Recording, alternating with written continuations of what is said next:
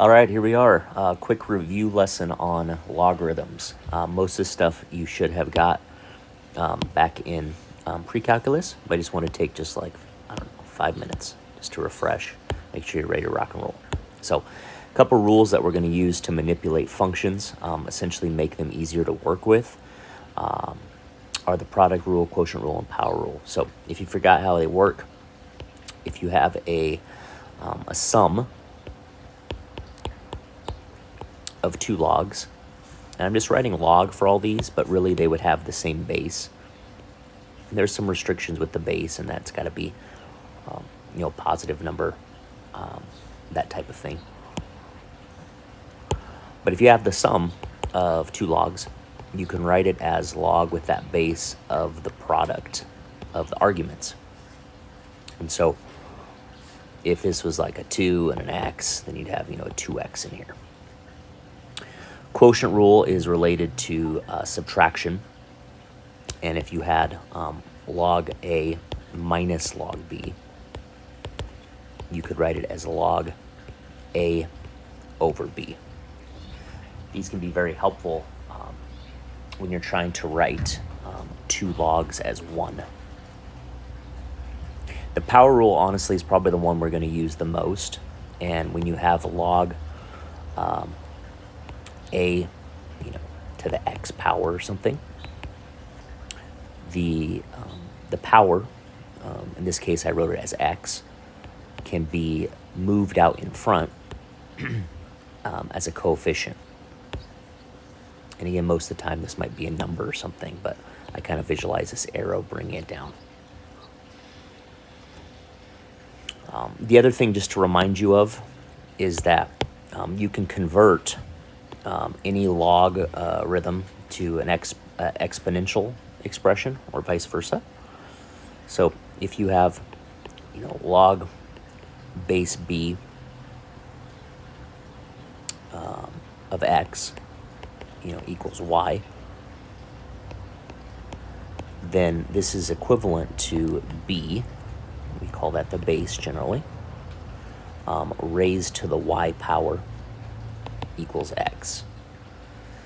And logs and exponents are really inverses.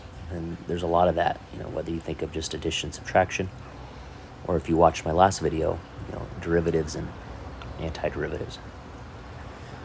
Okay, so a couple just quick little simplifying, and then there's a short review assignment to hopefully get you back in the groove. But when you see that these have the same base as 7, you see the plus, the idea is that we can write them and take the product of 2x and 5x squared and kind of write it as a single log.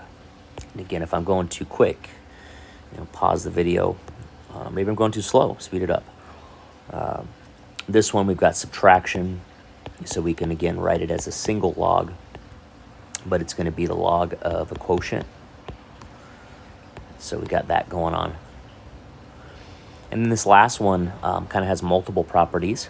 And I wanted to remind you that the natural log, a little bit about the natural log is that ln x is really this log base e of x.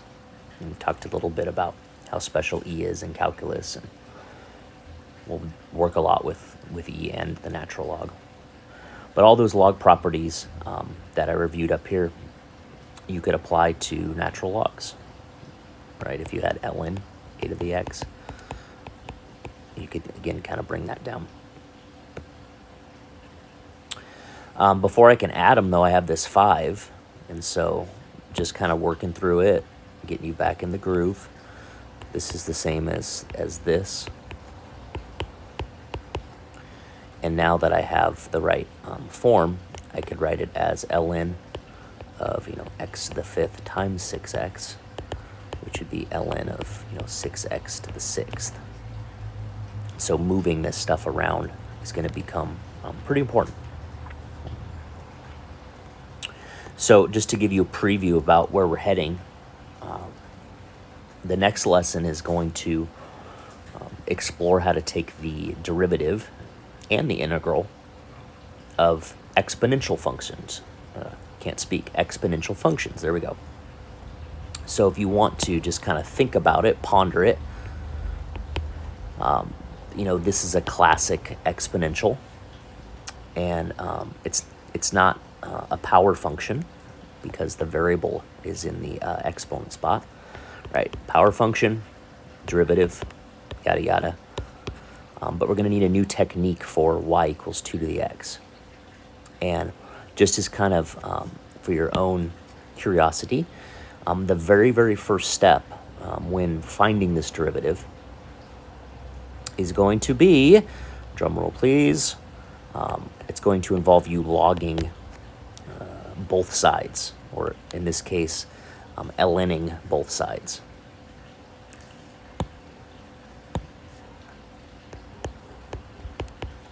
Might look kind of funky, but the reason we ln is because you're going to be allowed now, because of that power property, to move that x down.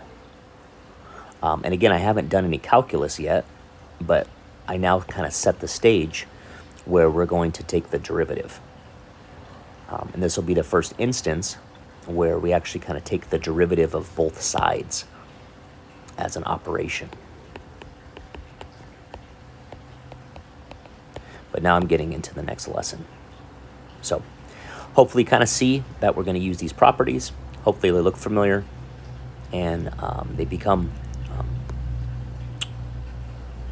part of your repertoire. So a big word to end the lesson. Thanks for watching, and I'll talk to you guys soon.